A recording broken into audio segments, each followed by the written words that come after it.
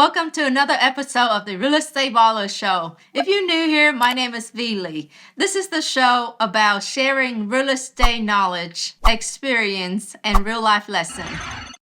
Today's guest is Chris Evans. Chris and I discuss many of his career turning points, including his decision to buy into a national franchise, his decision to expand outside of California, and his latest decision to make that big move from California to Texas.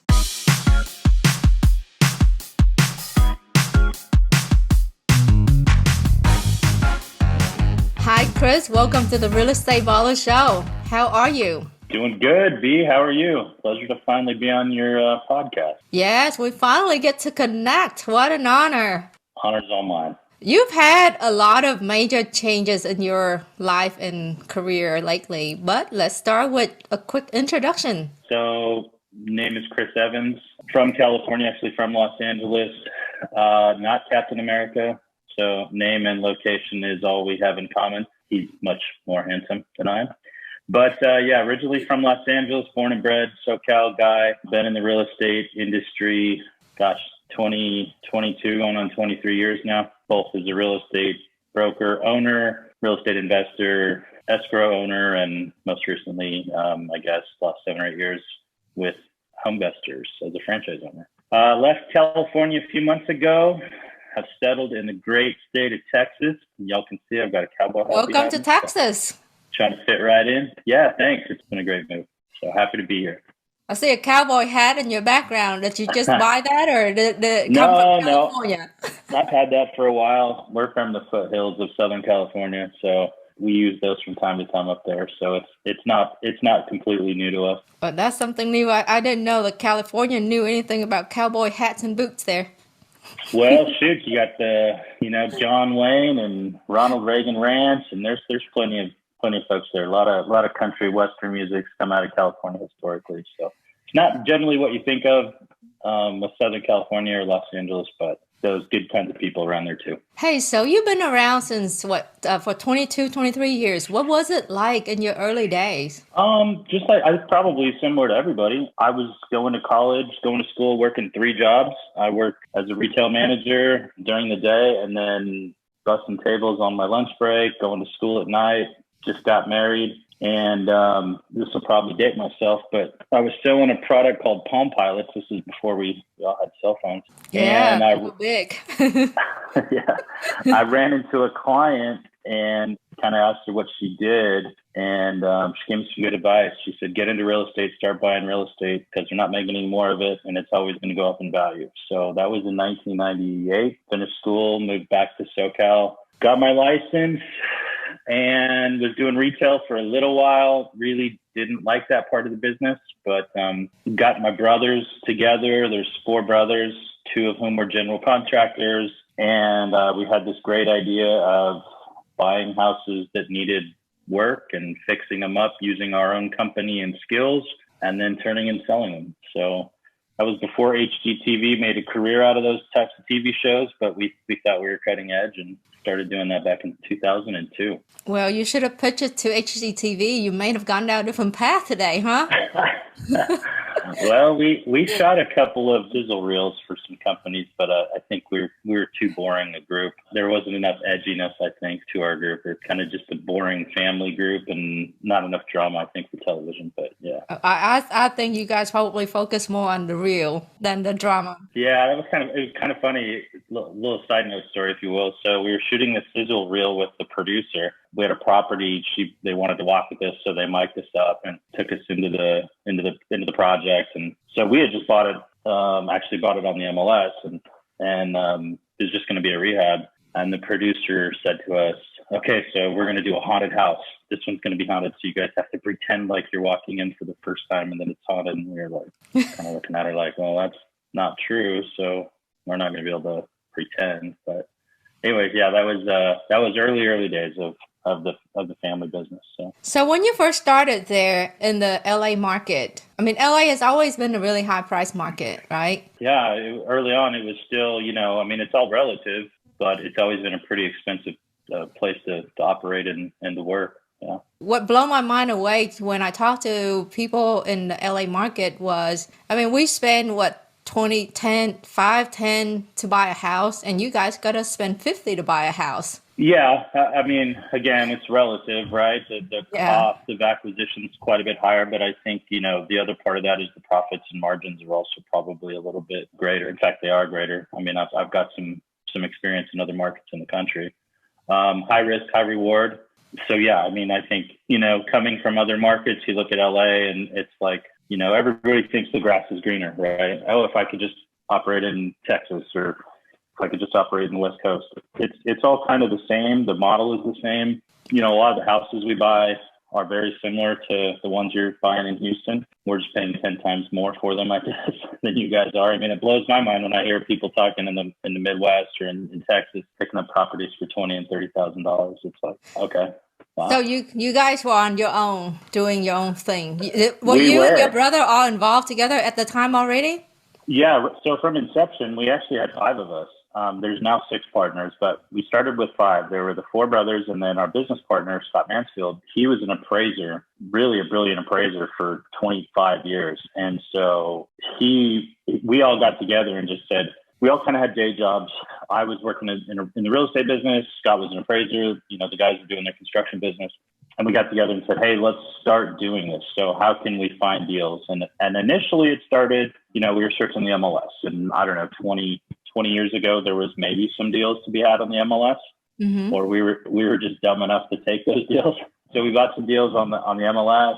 We got into the auction space for a while. That was pretty interesting. Bought some deals at auction. Talk about a freaking nerve-wracking experience, taking $500,000 cash or cashier's checks to an auction in Norwalk. So we did that for a while.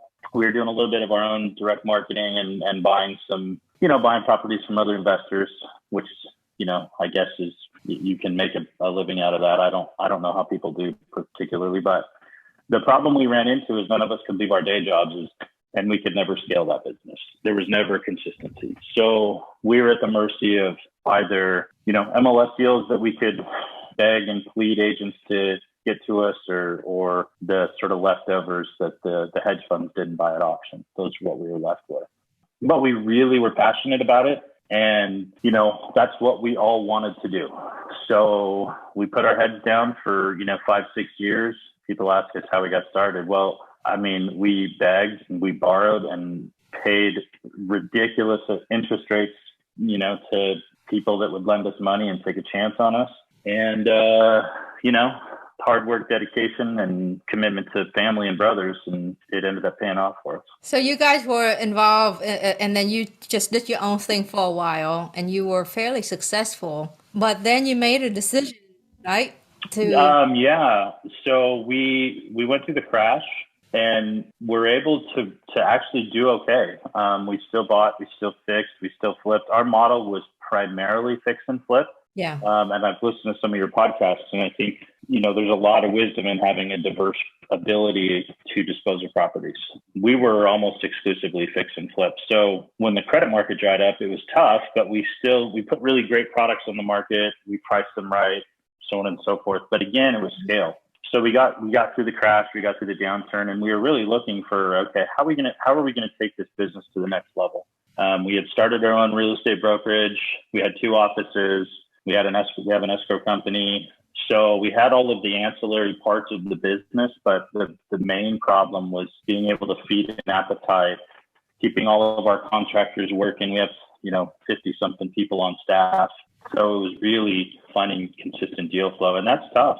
Everybody who's in real estate, the Real Estate Baller Network knows this. Like, deal flow and finding deals to do is the hardest part of this business. So came across a We Buy Ugly Houses billboard on the 405 freeway and on our way to LAX one day, and we were like, who are these guys? And, what do they know? And I don't know, maybe we thought we were a little big for our britches, but ended up talking to a couple of their franchise owners in LA and, jumped in, bought our first franchise in Los Angeles. And here we are, 8 years later, and we've got 3 in California and 1 out in Florida, and we're staying busy for sure. It turned out to be a good decision, didn't it? It did. It's not obviously a homevestor meeting or plug, but for us, it was an opportunity to do. It was sort of the missing component, the missing piece, right? Scalability, consistency, lead flow. That's what we needed. We needed to be able to feed the machine, and that certainly allowed us to. Really a good decision for us. Happy we did it, for sure. Many people started off as like an individual operator, Yeah, and yeah. then they started to grow the team. Uh-huh. But for you, you just went in and got your whole team together first. Yeah, gosh, I'm really blessed and lucky, right? I got three brothers that were all passionate about the same thing, and our business partners are as well. And growing up, there was a family that we lived near that had a large family business, and there was, ironically enough, there were four brothers that owned it. They had a chain of Western wear stores, so we sort of always thought in our mind like, we want to do something like that. And it just so happened that we had construction and real estate. And so, yeah, we were very blessed. I'm very fortunate. I'm not the brightest bulb on the tree. So I've got partners that save the day for me all the time. And So tell us more about that. Like, how do you work with your brothers? well, I mean, four, not just one, well, four. yeah. So there's four family members, and then Scott, who we grew up with, like we've literally known now since 1988. And our other partner kind of married into the business, if you will. So he married our business partner's daughter, and he had just finished his MBA, and he was very interested in real estate. So most of the time, it's really good. We all have our we call it our lane, right? Our area of expertise to sort of stay in. Cody is kind of referred to as the even keel brother. So we decided it'd be a good idea to put him in charge. I'm kind of a high red personality wise. Mm-hmm. So, we all kind of agreed probably not a good idea to put me in charge per se, because I'm, So it's not by seniority. No, I'm the oldest. I handle the real estate, transactions, both wholesale, retail, essentially disposition side of the business. And then, Corey and Casey are brilliant general contractors and designers. And so they really have the skill and the talent. I just put paper, just kind of I think they just let me continue to hang out and be part of the team. So, but, most of the time it's really good. The nice part about a family business is you can be in the boardroom and disagree on something, and you can literally go to blows, and then it's like, okay, cool, we're going to mom's house on Sunday for dinner. Yeah. All right, cool. Let's do that. You kind of kiss and make up pretty quick, but, it's just being, keeping in your own lane, I think, is the key.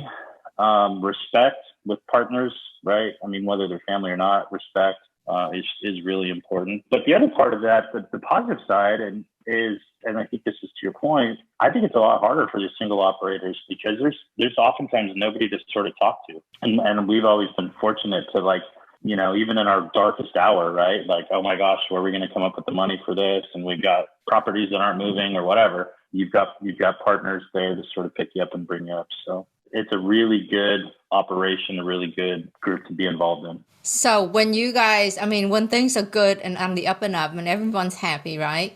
But yeah. Whenever you have that moment, like things not going well, falling apart, who is the partner that lifts everybody up?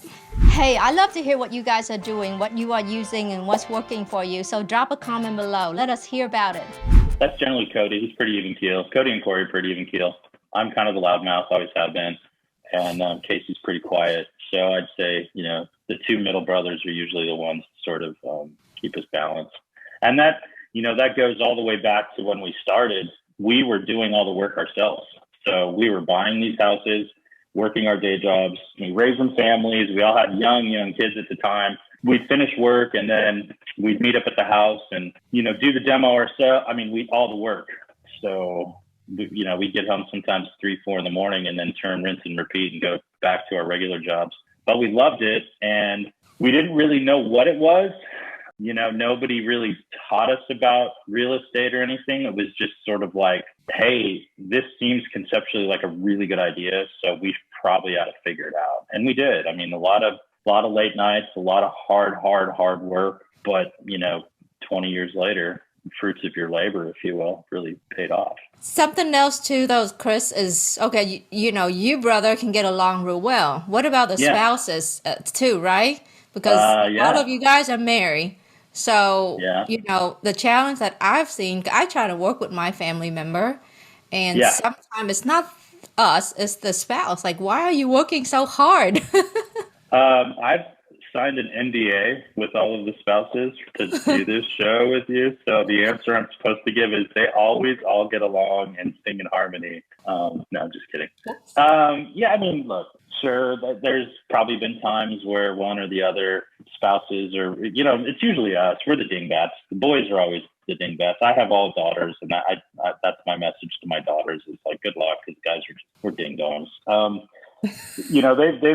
They've had our back, and sometimes there's some maybe who's in charge or whatever, but very rarely is that the case. It's really most recently the issues have come around. There's just not a lot of time in the day anymore. I've got 2 in college, and Corey's got 1 in college, and 1 playing quarterback in high school, and Cody's got 2 hockey players and a soccer player, and so there's just finding that time to consistently meet, and that's what we talk about being the most critical part. Is communication is the utmost important part of our business and our organization. So every Thursday we have an ops meeting, and we don't miss that. That's religious, and that keeps us, for the most part, in line, because now we're kind of spread out. We've got a couple of us in California, one of us here, Britt's in Florida. So we're kind of spread out across the country now, but we always communicate and always make sure that we know what the other arm of the departments are doing. Wait a minute. I thought you live in California. You said here. Did you move to Texas? Did you follow the herd? Followed the herd. Yeah. So I'm in Northwest Dallas area, South Lake, Flower Mound, Grapevine area now. Love it. I gotta put you on the spot, Chris. What's you that? Follow the herd. So what brought you here? Well, taxes first and foremost. Big thing for me. I would say this. People have said to us, like, don't California or Texas. I always assure them I have no intention of that. I'm just simply here to Texas for Texas. And so for us, Texas is probably a lot more in line with my leanings politically. But business and taxes and freedoms, and my oldest daughter missed her entire senior year of school with lockdowns. In fact, never went back. My middle girl missed her sophomore year and her junior year. She was a runner and a soccer player, so there were no sports, no in-person, full lockdown, masks, no proms. And meanwhile, the rest of the country was sort of, going through it. I mean, it's no joke, but we just said, gosh, we're not going to do this anymore. So we followed the herd. It's been a great move. My only question for you is, when does it actually get hot? Because y'all talk about this Texas heat, man, it's kind of wimpy. We're already there. Oh, this is it? Well, it's going to get hotter in August. But I don't know. I'm not impressed. Not impressed with the heat yet. So we'll come down to Houston. You'll feel it.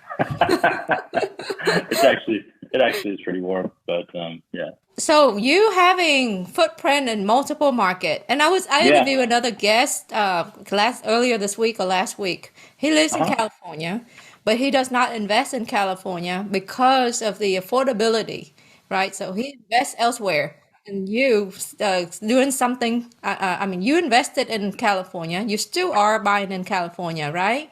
Oh, yeah. No, our operation is primarily California.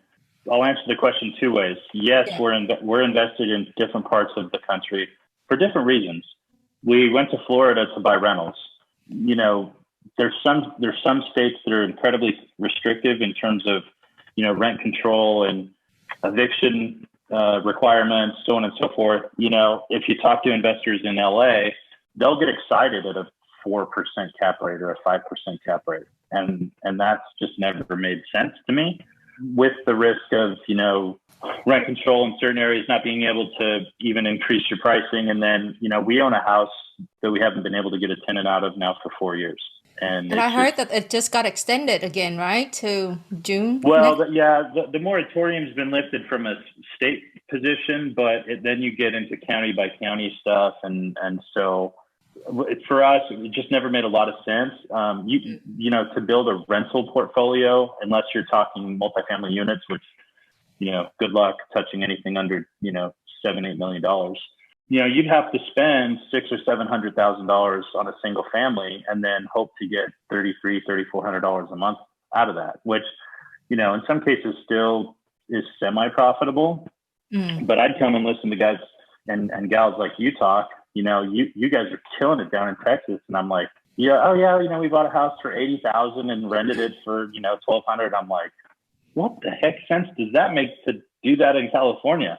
Now, the flip side of that is, we'll buy something for $4 and rehab it and sell it for $7. So we've got a blend, I think, across the country. And so we're excited about being here in Texas and looking at some different opportunities for us too. But we'll always be in Cali. We'll always fix and flip out there. That's where the team and the crew is. But just for our own model, we opt not to hold rentals in California. So what does your operation look like today, being in multiple markets like that? Yeah, so we've got a system and a plan, a model that works. So Tampa is run sort of as an individual office, and then California is run sort of as an individual office. But they've got their own staff, we've got our own staff, they've got their own crew, but there's always a harmony and a blend. So we're always doing the same thing. So there's consistency, whether it's contracts or escrow or title or paint coloration, products, et cetera, et cetera. Like we're doing the same thing in different markets. So how does the group look? Well, like I said, there's 6 partners kind of at the top, and then 50 or so guys working for us in California, and another dozen or so in Florida. And then we've got coordinators and assistants and transaction coordinators in both branches there, both coasts.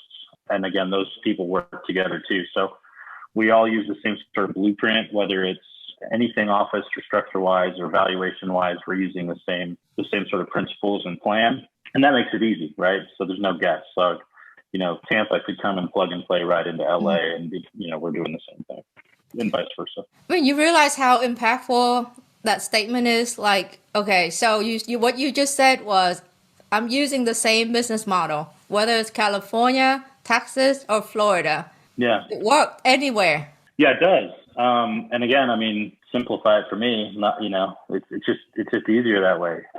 We've got really bright people that work with us and for us and are partners with us. So, kudos to, guys like Britt, our partner in Florida, and Cody. They put together a really brilliant model, and sort of all they have to do is just sort of follow it and execute it. But it does make it easy. I know where we're getting materials from, and I know how we're coming up with valuation and everything all the way down to contracts and exits. So it makes it easy and consistent. And then, of course, I guess plug homevestors again here is, it's really just, you can kind of go anywhere, plug in your advertising dollars, and as long as you have someone there on the ground to operate it and run the appointments, you can really do this business anywhere. Then it just becomes, okay, you kind of live where you want to live and run your business. Yeah, the franchise system, works great for some people, and it probably doesn't work for everybody, but it does provide foundations. I think it's the 20-60-20 rule, right? And it's any business. 20% of people are going to come into a franchise and do incredibly well. 60% will make a good living at it, and 20% will fail. I think generally, if you can just follow a plan, first, create a plan, right? Execute a plan. If it's written, it's real. That's one of the things we learned early on, and we talk about all the time. If it's written, it's real, and follow the plan, execute it. Then it just becomes a matter of doing that which we know. So in Houston, I would say that the market has turned because we have surpassed 20,000 active single family on the MLS as of last week or 2 weeks ago. How are you seeing that in other markets that you involve in?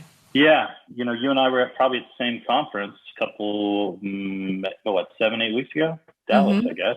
Yeah. Most of the economists were saying the same thing, and I think we all agreed.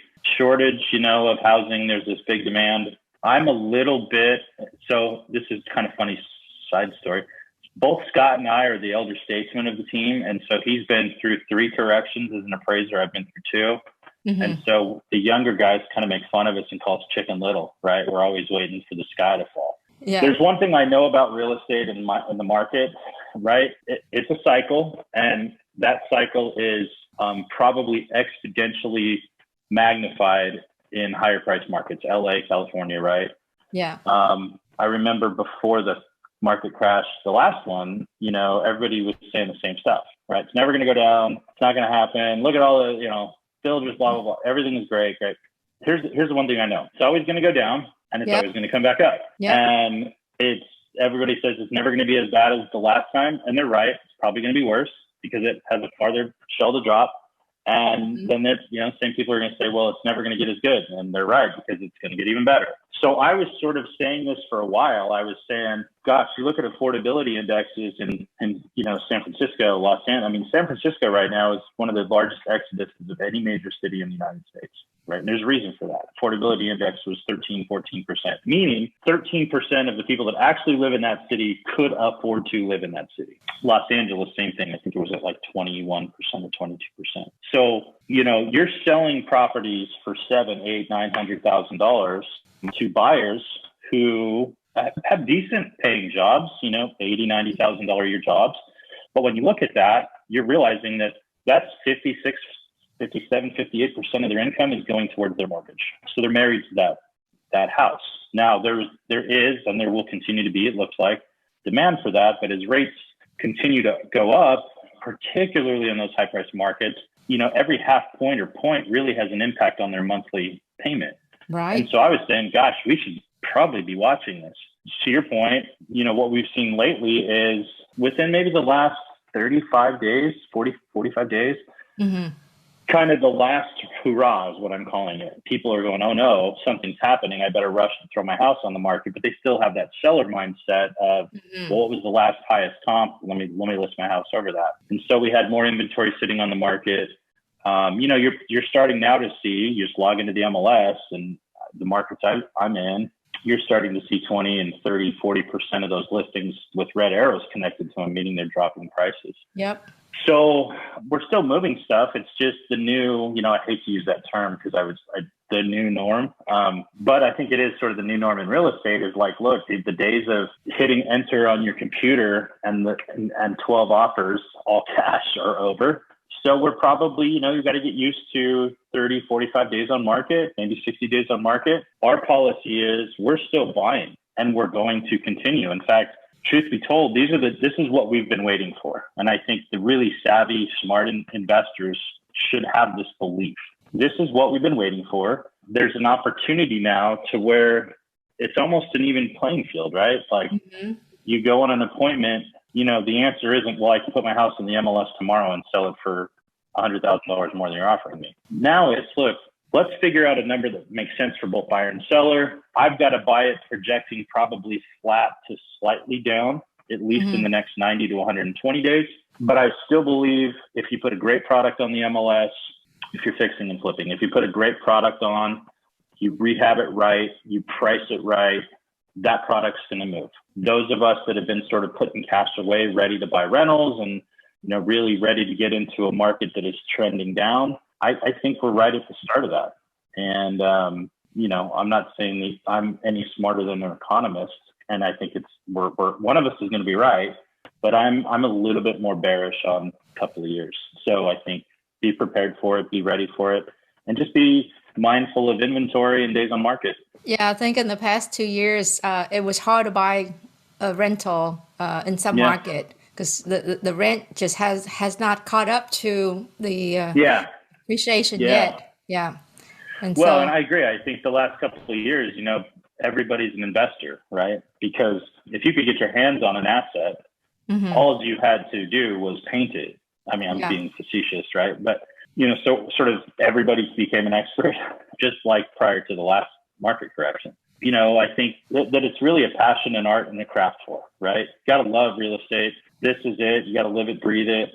It's a great opportunity. You can't overpay for stuff anymore and just hope that the appreciation is going to ride you out. I think you got to be quick, got to get in and out of those deals, whatever your exit strategy looks like. But I think there's certainly going to be a lot more opportunities for rentals and fix and flip and even some wholesale opportunities too. Okay, so here's a tough question for you. Okay. So with your machines, right? You have a machine to feed. You got to keep your velocity going, your momentum going. So when the market is at a turning point, How do you keep your team to be disciplined to not paying that price that we've been paying for the past 2 years? Oh, simple. So we just had our operations meeting yesterday, and we had this very conversation. Yeah. We've got offers, right? Yeah. And so, acquisition department may be, it's their job to acquire properties. I'm the disposition side. So you've got two groups that are talking, but we all have to come to an agreement on a purchase price. And so when I look at value right now, and I've watched your shows and they're great, by the way. Well, thank you. You talk about ARV all the time, and that's so critical. How do you come up with ARV today, right? Mm-hmm. Is it looking at closed comps of the last 120 days? I would say no. I would say that there's an idea there. Far more important would be I'm running actives and pendings and active under contract, depending on how your MLS classifies those. And then I'm digging even deeper into those to say, okay, of those, how many had price reductions? And then if you're not in Texas, because Texas is non-disclosure state, I'll reach out to those agents and say, so where'd you go under contract? Because I'm getting ready to do something maybe down the street. And then I can get an idea of what today is. And then I'm also looking at, okay, well, so we just had a rate increase. When's the next Fed meeting? I'm sort of projecting out. And then based on all of those things, I'm coming up with an ARV. And it's generally not a lot different, but your close comps might have said 6, but really value might be 580, 585. Yeah. So we're still buying those houses, but we're just using that new baseline of a projected soft, maybe decreasing slightly. And we did the same thing in the last correction. You have to be able to take numbers and forecast out decreased value. And so, everybody knows that. And I'm not offering some brilliant piece of wisdom, but look at that. Look at your actives, look at your pendings, and then say, well, where do I think if I buy this house right now and I'm going to fix and flip it, I'm probably into it 90 days minimum, maybe 120. Where's the market going to be in 120 days? None of us know. I've heard you say it on your show. The market never crashes overnight. Generally, that's right. 99.9% of the time it's right. But it may be different in 120 days. So you have to take that into consideration. The good news is I think sellers are finally starting to sort of see that too. And so you can have that give and take conversation on your appointments or when you're negotiating deals with sellers. Yeah, we do use that with our sellers. Look, we now at 2 months of inventory, so we got to adjust our numbers. Yeah, I told our buyer to go back on a deal this week. The seller wanted, I don't remember what it was, $50,000 undervalued. I'm like, put it on the market. Call us when it doesn't sell, by the way. My offer's still good here. So to answer your question, we're always going to be doing this. We're always going to be buying. We just have to I think you have to be a lot more disciplined and focused now than you did in the past. You could make mistakes in the last 5 years and not get hurt. I can't remember somebody getting hurt in the last 5 years because even if they totally screwed up their purchase price in rehab, by the time they got it to the market, it had gone up 20%, right? So it was, they were safe. Now, now it's when the pros are really going to be the pros. And I think that's a great thing. I think it really, it'll separate the wheat from the tare. And that's a really good thing. And, also a really good reason to be part of a great franchise system that has each other's backs.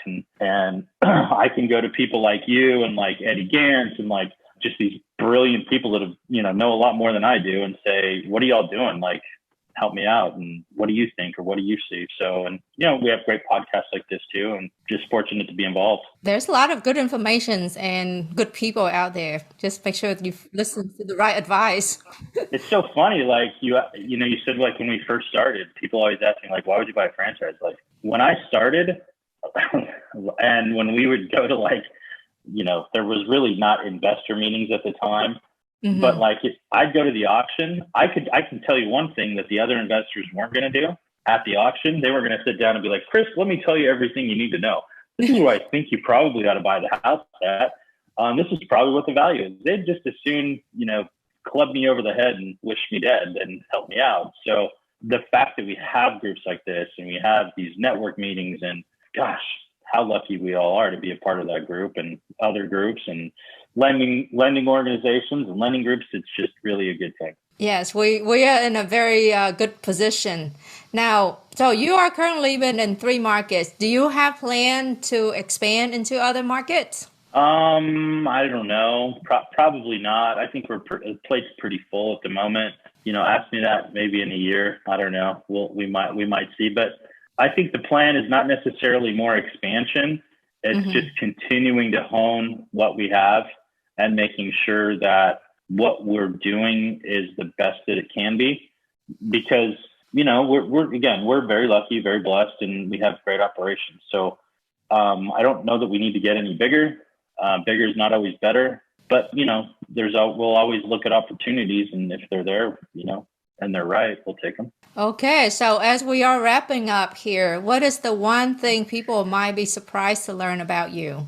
Well, I think a lot of people probably don't know that I've moved to Texas, but I've got 3 great kids and 2 in college, and I'm getting old, and I've been at this for a little while. I guess the thing I'd say is I'm always happy to share knowledge, and if somebody is interested, I'll take the time to sit down with you and impart whatever knowledge I have. Happily share that with you. So I guess that's something that would maybe surprise people. Okay, lastly, how does the audience get in touch with you? Well, you can reach me on my cell phone. That's the easiest, 661-373-1715. Shoot me an email at either chris.evans@homevestors.com or at chrisevansrealtor@gmail.com. Thank you for watching the Real Estate Ballers show. If you found value in this show, please hit that like and subscribe button and share this episode with a friend. Thank you, and there are more videos for you to watch with similar topics so that you can learn more about real estate investing.